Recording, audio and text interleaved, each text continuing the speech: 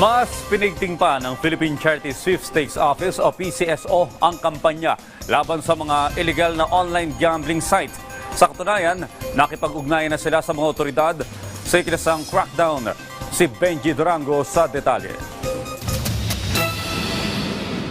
Sinimulan na ng PCSO ang crackdown sa mga illegal na online gambling site na nambibiktima ng online bettors. Ayon kay Attorney Lauro Patiag, AGM for Gaming ng PCSO, nakikipag-ugnayan na sila sa mga otoridad para malansag ang mga sindikato at hindi na makapambiktima pa.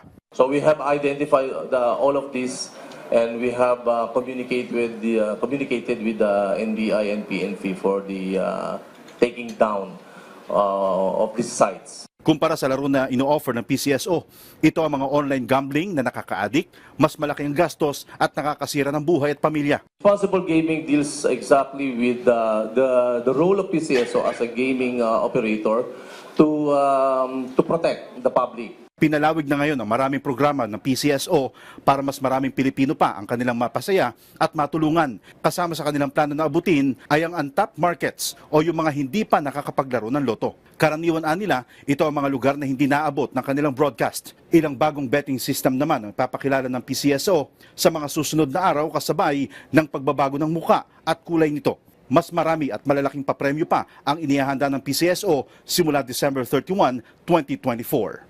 Benji Durango para sa Pambansang TV sa Bagong Pilipinas.